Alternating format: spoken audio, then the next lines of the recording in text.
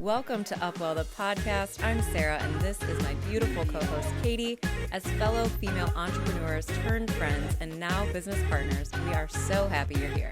With every episode, it is our sole purpose to share authentic conversations to inspire your personal level up. Take our curiosity, add your best intentions, and flow with us in the UpWell. Hey everybody, welcome back to UpWell The Podcast. I'm Sarah, this is Katie, and we are so happy you're here yet again. Yes, it's almost fall. I was just gonna say, happy fall, y'all. Yeah, almost fall next week. I hate that saying though. Yeah, it's a little overused. I don't like the word y'all. I don't. Really? You know what? Y'all actually reminds me of Roger from American Dad. I'm one of those people that watches adult cartoons. Oh no.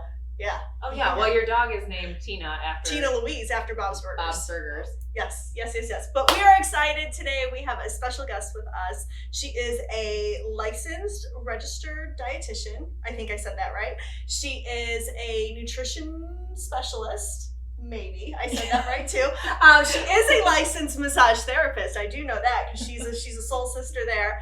She is a dog mom, and we are so happy to have her here with us, Bree Messenbrig. Welcome to the show. And I said your last name correct, right? You did. Okay. You said my last name right. I need to clarify that I'm not a registered dietitian. Okay. A licensed dietitian nutritionist. So Perfect. there's Thank a lot you. of nuance in the nutrition world. So yes, because credentials are important with what you can do. Exactly. So I don't want any RDs to get mad at me. Yeah, no, don't come at her. It was my fault. I said it wrong. At me. Come at me. I've known Bree for a little while, but I just met her today. One of the most knowledgeable people when it comes to nutrition, hands down. I mean, she knows her stuff. She's going to share some super awesome information with us today, and I can't wait. But before that, tell us more about you. Tell us about your background. Tell us what you do, kind of your areas of focus and your business, and all that good stuff. Sure. That was a lot of questions. I'll try to remember sorry. all of them. Just start talking about yourself. All right. So a little quick background. I started with my undergraduate degree in exercise science. So I think kind of similar to you, if I'm not That's mistaken. a running theme with several of our guests now. Everybody kind of starts with that. Exercise science, yeah. That's cool. That's the place to be, I guess. know. Yeah. I think now it's called kinesiology, but it was still exercise science when I was an undergrad. But anyways, through that, I was actually like wrapping up my final year there, and then I got enrolled into a health coaching program, which I think you also went through. Probably. The IIN. I didn't, but I almost did. Okay. I almost did IIN. I ended up doing precision nutrition. Okay. Yeah. Good old IIN. Yeah. And then through there, I actually got introduced to functional medicine. So I ended up finding a program in human nutrition and functional medicine, got my graduate degree, and then that just set me on a path to get licensed in the state of Illinois and also pursue my certified nutrition specialist designation. Give a little bit of an explanation of what functional nutrition means. Like, just so, because I know that's kind of a newer, I think, terminology for a lot of people, that some people might not necessarily know exactly what that means. Yeah, and I feel like there's probably a lot of different definitions out there, honestly. So if you've heard of like integrative nutrition, integrative healthcare, I feel like that's kind of a similar thing, honestly. But when I think about functional medicine and functional nutrition, I think about really getting to the root cause of the condition or illness. So we're not taking like a cookie cutter approach to a person's healthcare. We're really asking the questions like, why is this person presenting with these symptoms? Why do they have this condition? When did it start? We get a full health history. We look at their whole life. It's a lot more, I guess, like well-rounded versus just kind of like there's a pill for every ill sort of mentality. Yeah, right. I love that, because that is something that I think is kind of running rampant, and I'm sure it'll come up a little bit more today, but I think that's something, especially in America, that a lot of us rely on. Like a symptom presents itself, a doctor recognizes that symptom and knows the what to prescribe in correlation to suppress the symptoms. So I like the idea of functional medicine being root cause medicine, getting to the bottom of what's going on and then fixing the problem. So yeah, agreed. Cool. Let me just say one more thing, if you don't mind, is just, I'm not here to, kind of poo-poo on conventional medicine at all. Like, the pill for every ill. I think if you are in a place where you are very sick or, you're not feeling well, of course, if your doctor prescribes you something and it can sort of just take that edge off enough that you can get through your day, then definitely you need that. And I think that's absolutely okay. Yeah, we're very much believers in kind of like the marrying between Eastern and Western. I love that. Philosophies of nutrition and mental health and, personal growth and all of it. There are times when you're going to need a conventional doctor, and there are times that seeing a conventional doctor might not be what you actually need, that you could go a different route with it and do something a little bit more holistically, but finding kind of that balance between the two is definitely kind of what we promote here as well. Yeah, I always tell people, I'm like, if I get hit by a bus tomorrow, don't give me dandelion tea. I understand that the things I do help promote health and wellness in my life, but if I need emergency medical care, if my gallbladder explodes or I need a surgeon, I need Western medicine at that point. Yes. And even for certain, infections or things that have gone past the point, like you said, of no return, or needing some sort of intervention that is not something that we have, readily available to us. So yeah, exactly. But that's her disclaimer. That's my Well, I want to share before we kind of roll into everything. I know we want to focus on nutrition, but I want to share some kind of shocking statistics, and these are not meant to terrify people or anything like that. It's really just to bring to light some of the things that are happening in the country right now when it comes to lifestyle related diseases. So those are chronic conditions that potentially are caused by what we're eating or not eating, exercising or lack thereof, sleep and that kind of stuff. But I read a recent study by Harvard University that revealed 2 out of 3 American adults are overweight and 1 out of 3 are obese. The Cleveland Clinic reports 80% of chronic disease are driven by lifestyle factors like nutrition and exercise. Those are non-communicable diseases, so those are things that can't be passed person to person, like heart disease, type 2 diabetes, stroke, hypertension, COPD, osteoporosis, and some cancers are even being linked to lifestyle-related things and autoimmune disorders as well. Then the last statistic that I thought was a little shocking too was, according to the National Institutes of Health, or the NIH, 60% of Americans live with at least one chronic condition and 42% have more than one. Upwards of 132 million Americans are prescribed at least one drug for their chronic condition. So, going back to what you said about a pill for every ill, or that thought, yeah, I mean, I want to dive into a little bit of why that happens, and why we are in the predicament, why those studies are showing those shocking numbers and how we got there, and maybe offer our listeners some ways to not become a statistic or, find their way out of that statistic. So I want to ask you first, why do you think people struggle so much? With the diet and kind of just diet, like the, being that statistic of, being like 1 in 3 or 2 in 3 of being obese or, having the chronic illness. Like, I guess some reasons why it's so prevalent, I should say. Sure. I mean, we could spend a lot more than 45 minutes on this. We were talking about this before we even hit record a little bit, but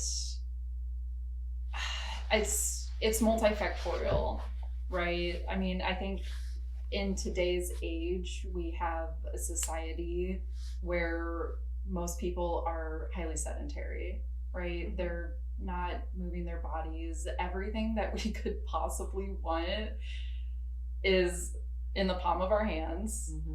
Creature comforts are just through the roof now, right? If you want a Big Mac at 11 p.m., you push one button and a delivery driver will be at your door. That's a reoccurring theme on this show. If you haven't caught on to that yet, The ease. the palm of the hand technology that is just wreaking havoc on life. Easy times create Yeah. weak men. Hard times create strong men. Yeah.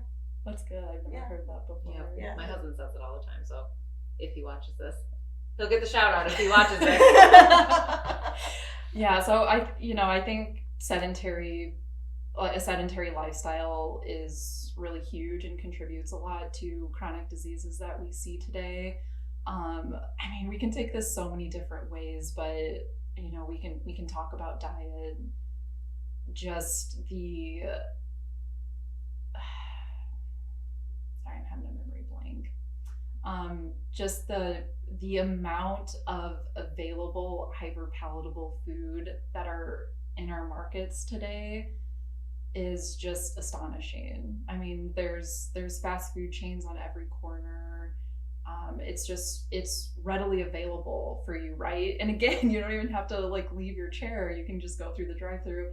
Hey, I want this. You get it, which is great in some aspects, right? Because the convenience factor, sometimes you're just super busy and you need just fast food. We gotta eat, right? Mm-hmm.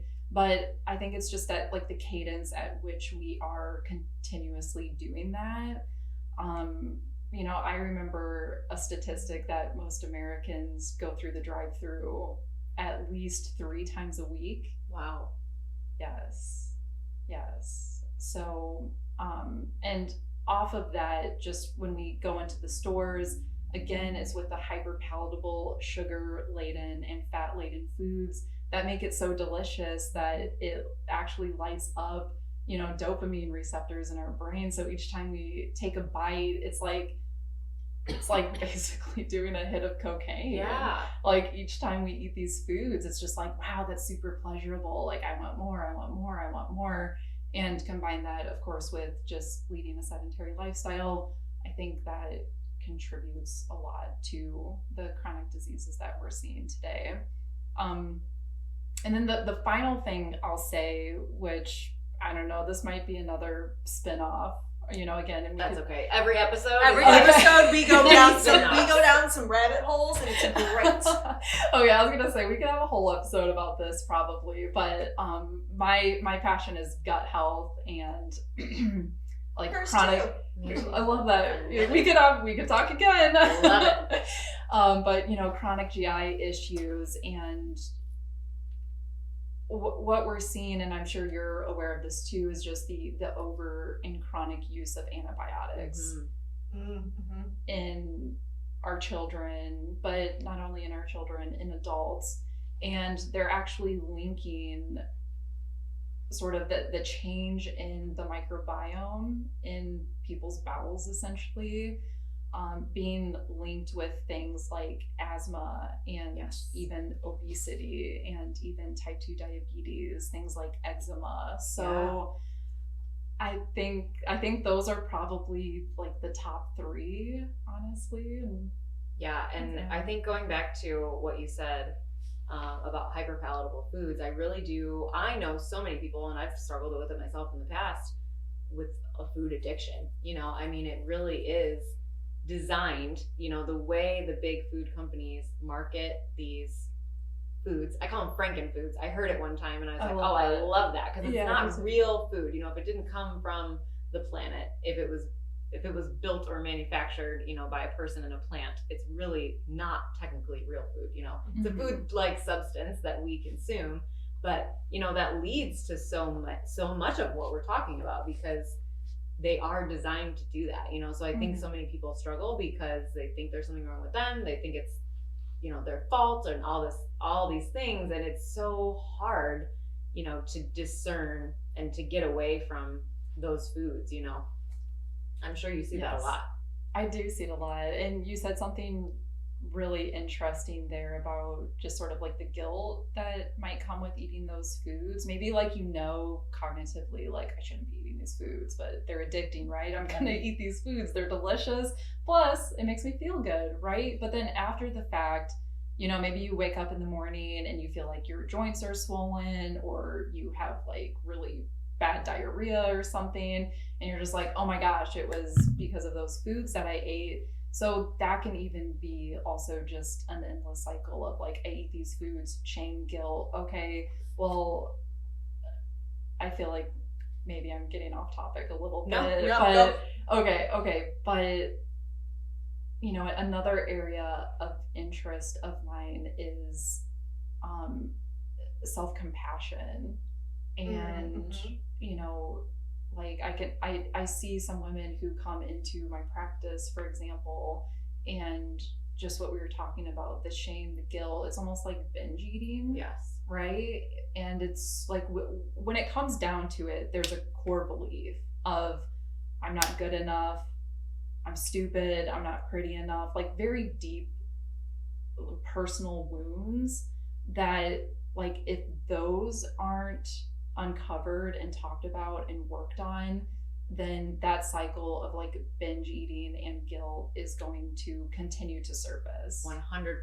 And that can go both ways. That can go for binge eating as well as not eating. As wouldn't you say? Like, I mean, disordered eating. Disordered eating, I think, as a whole Exactly. would be because I think I know people on both sides of that you know it's one and the other, which is it's interesting, like the internal thoughts and what we correspond. I've suffered on both ends of that spectrum. Yeah. Both ends, and it is a difficult cycle without extreme self-awareness and self-compassion. I mean, you have to. That's why I think people like us are important. You know, finding a coach, finding someone that can help you get to the root, get to the bottom, because that could be somebody's root. A lot of times people don't want to dive into that themselves because it's a little bit scary, and they probably know a little bit. You know, they understand, they know what's going on, but they don't want to look at it, or they might not be cognizant of it at all. So well, I want to switch gears just a little bit because I want to kind of bring us back to nutrition as a whole, because I want everybody that's listening and watching to make sure that they feel empowered to make some choices and improvements in their life. But first, I want to ask you, because I run into this a lot with different people, but there's so much out there. So much. If I Google the word eggs, I'm going to get 20 articles that say they're a superfood and they're the best thing for me. And then I'm going to get 20 articles that say they're going to kill me of cholesterol problems. So I want to know, based on your experience, based on what you've seen, help us clarify just some basic nutrition myths maybe that you've seen that are floating around out there that you're like, this needs to end. This needs to stall out. I know that's hard because, like we talked about, there really is no cookie cutter, one size fits all, like perfect thing. But I do feel like there's some stuff floating around out there in the interweb world that probably is not great for the majority of people that read it, that don't maybe understand all of the nuances. Sure. And the first thing that comes to my mind is probably fasting. And here's why. So fasting can be a really great lifestyle choice, but if you are somebody, and it's primarily women that I see this in, but if you are somebody who doesn't eat enough during the day, who maybe, you know, skips breakfast, maybe in between meals you feel like you crash, your energy crashes, you get hangry, you get anxious, or you just completely tank, right? Those are signs of blood sugar instability, blood sugar dysregulation, and you would not be a good candidate for fasting. She's telling my story.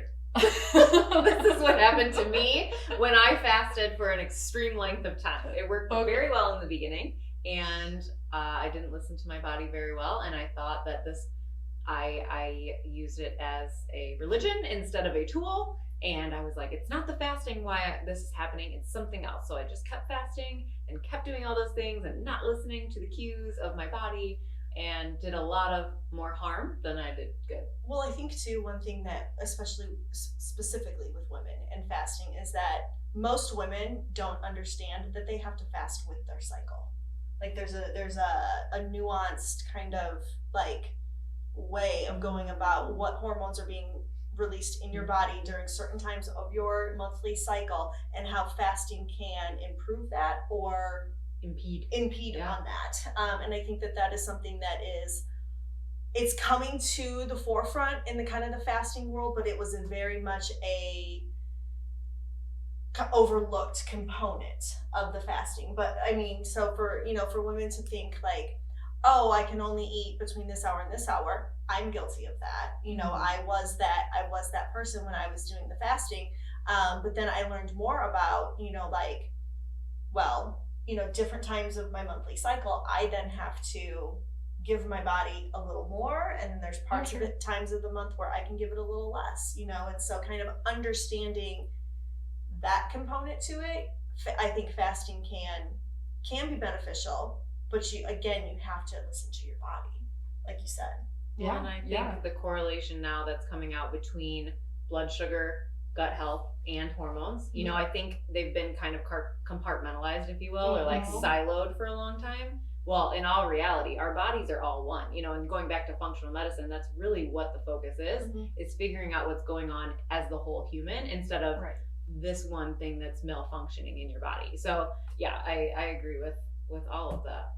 Yeah, I mean, because even when I have clients come in and they have an injury, I tell them, I'm like, when you have an injury, it's not just the muscle that has been hurt. Your lymphatic system is affected, your nervous system is affected, your cardiovascular system is affected, your muscular system is affected, and potentially your skeletal system is also affected. It's every system in the body. When you have an injury or you have something that's hurting or you have pain in your body, it's not just one system, it's all systems in the body, and knowing how to address that.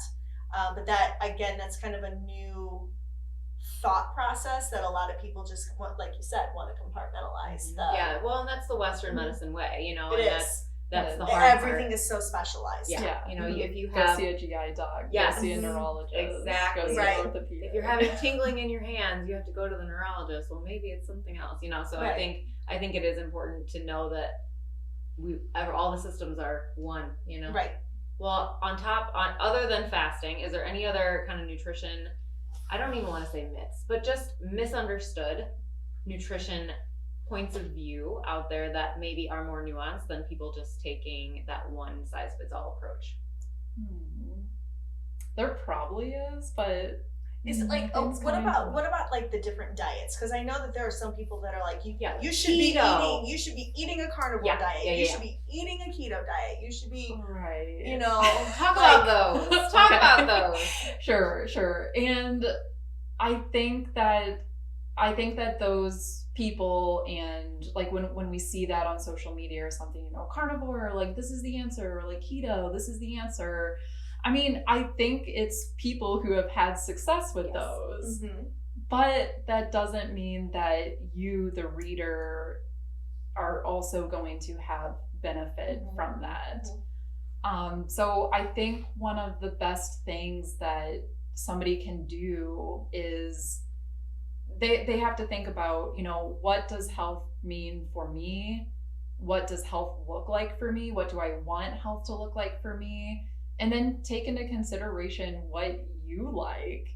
Maybe you do naturally eat a lower carbohydrate diet. So maybe something like keto, maybe you would be awesome at that, and maybe you would thrive on that.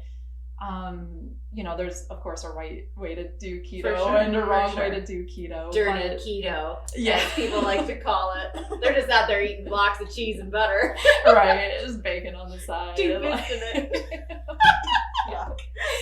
Yeah, but going back to what you said earlier about there is a lot of nuance out there, and there really is no one size fits all.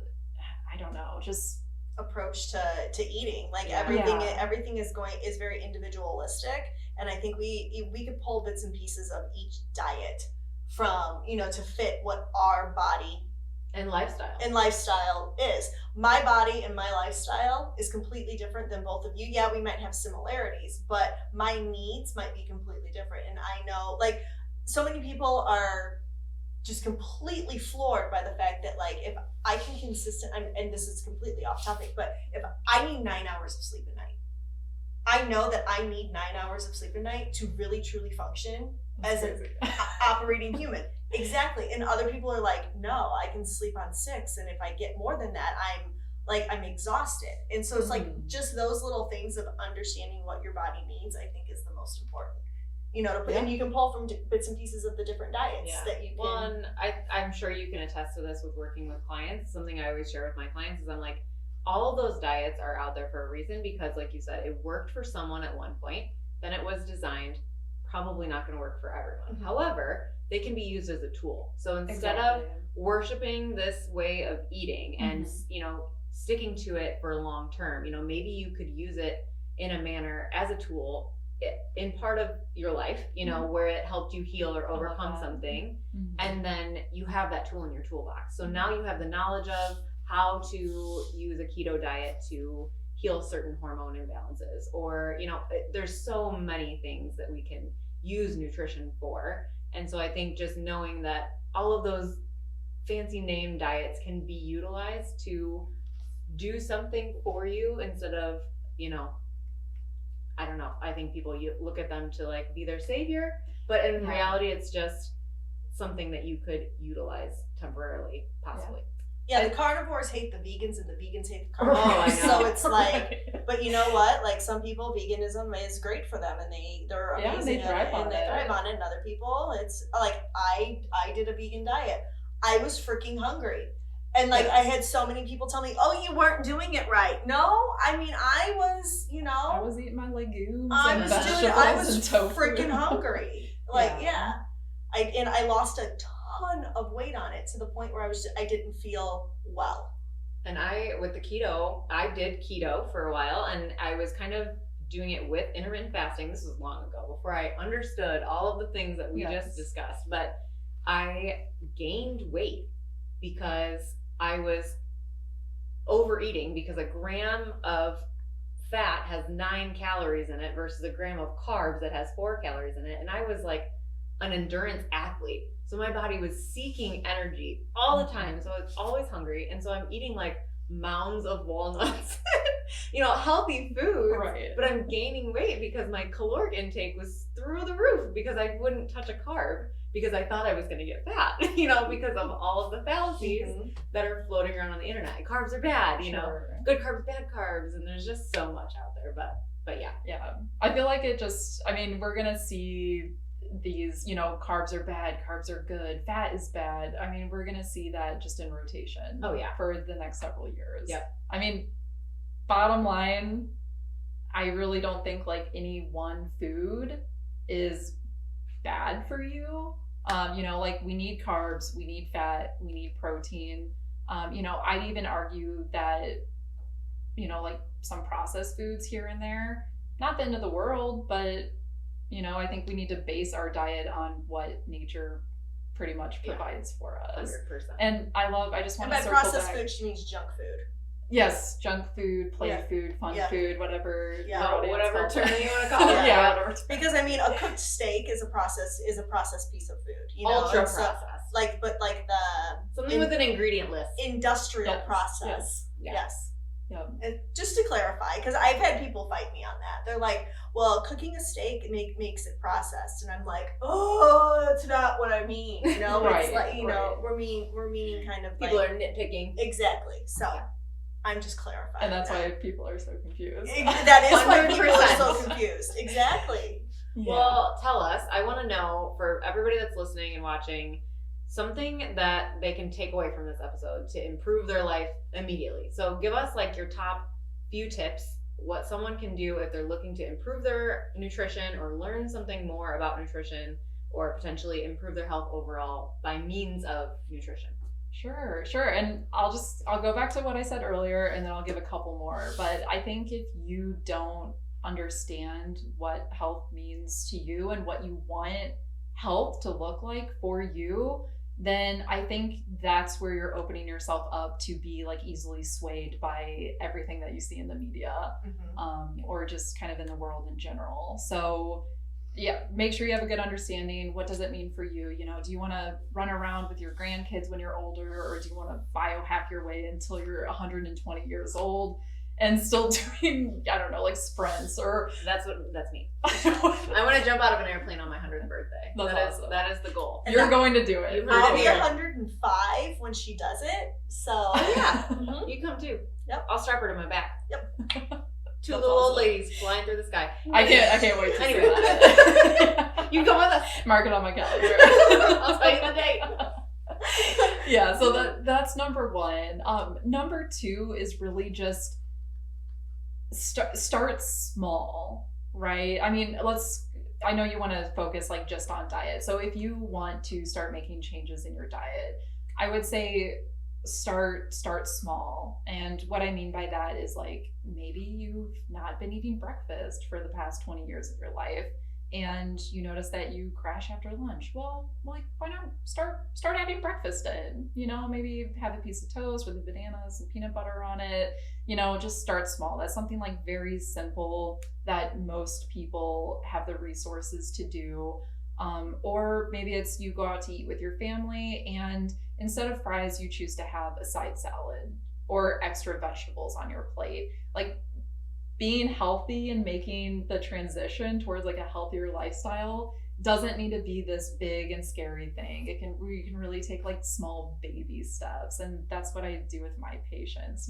Like people come to me, they think I'm going to like completely flip their world around. And I'm like, no, just like drink more water and like maybe eat breakfast. Like it's just really about the baby steps, honestly. I was just gonna say that, and I think that's the downfall of diet culture and the diet industry is it expects us to 180 our lives. Like flip a light switch and we're gonna change everything, and that's why so many people fail. They don't see long-term success because they're trying to change so many things at once, or they don't know what works and what doesn't because they do make so many changes and then they don't know if it was that they fasted or that they ate breakfast or whatever. If they made 20 changes at one time, how are you supposed to know what was the one? What was the one that's sustainable for you and your health and your lifestyle? So I think that's such a crucial point, is taking small sustainable steps and finding what feels good and actually works. Yes And just piggybacking off that, it's like when when your audience sees us, for example, it's like, I think we've all been on our health journeys for quite a long time. So we might look or seem like we have everything together, but it's that's the funniest thing I have heard all day. Ooh. She's got it together more than she thinks, apparently. That is the funniest thing I have heard all day. Well, I just mean, I guess like where my thought was going with that is that like, people might be sitting and thinking like, well, it's easy for them because XYZ, but it's like, for me, for instance, like I've been on this journey for like 12 years. So it's like at this point, I know what works for me. I know what doesn't work for me. And you're just a few steps ahead. Like yeah, you're a few steps ahead in your journey. Exactly. And you know, and that's, I mean, kind of in a different realm of things. Like I've seen a counselor for 13 years. And so somebody that's just first starting off to go see a counselor, I'm like, no, you've got to understand, I got to this point through 13 years of work. Yeah. You know, well, like, and I think not just work, but a lot of trial and error. Oh, Especially yeah. with nutrition. It's 100%. like a lot of, you gotta mess up a lot. You gotta mess up a whole lot. You have to find things that don't work for you to ultimately know what is gonna work. And I think that's probably the most important step. And that's the step people want to skip, right? They want to skip I don't want to do it if it's not going to work. Well, I don't know if it's not going to work unless you do it. Yeah, try it. Yeah, I think that key point is a key point, and I think a lot of people kind of miss that, especially with the diet industry, that promises losing X amount of pounds in this amount of time, or, whatever the media ploy is to get people interested in it. But essentially it's alluring because it gets them to skip the step of trial and error.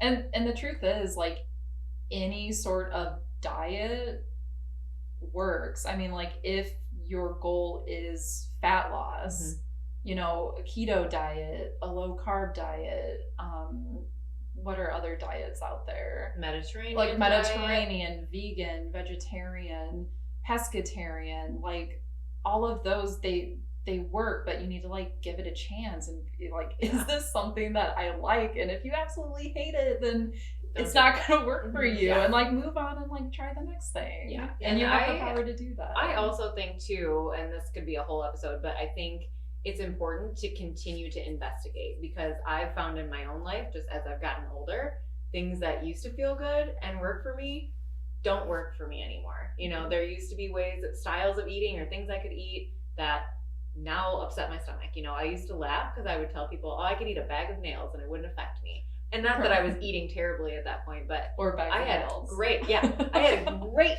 gut system, and now I struggle with it. You know, I have to be cautious and conscious of what I eat, and you know, so I think it's always up for investigation and, you know, taking inventory of how you feel, what's working, and just continuing that process of trial and error throughout your whole life, you know. Agreed. Yeah. Agreed. Yeah. Well, any other nutrition tips for someone that's kind of just starting out, or they want to improve like immediately? If they are going to wake up tomorrow and they want to do one or two things better in their diet realm, what could they do? Water, baby. Drink your water. Yeah, That's yeah. always a good I one. mean, you know, I know this is like a little silly maybe, but you know, there's a plant behind you, and I'm sure you've seen that. I don't know if it's a meme or what they're called, but it's basically just a quote that says like, you're basically just a sophisticated houseplant. You know, you need food, you need sleep, you need to see the sun. And I'd say just stick with the basics. Like it doesn't, again, like health doesn't have to be this big, huge, scary thing. Just seriously stick with the basics. You know, are you getting adequate sleep at night? Are you feeding yourself 3 times a day? Are you, you know, finding mindful movement that you enjoy? Are you able to like talk with friends and loved ones about how you're feeling, and do you feel supported? Like, I really think it's just sort of sticking to basics. Yeah, and I think that's where people get lost. It's because going back to the biohacking comment, like I think there's just so much stuff out there that people are overwhelmed, you know, and they don't know where to start. So I think that's so important, just to get back to your basic human necessities, spend some time outside, get some good sleep, ditch the technology for a little bit so you can get quality sleep, drink your water, eat lots of, you know, colorful food, fruits, vegetables that came from the earth, and start there. You know, that's so important. I love that. And like the statistic you said, 3 times a week for a drive-through. See if you can do 2 times. See if you can go exactly. You know, see if you can go a whole week without going through a drive-through. Start there and see how you feel. You know, and build on that. One thing, like another simple thing that I've done in the past, when I would subtract one thing, but I would add one thing.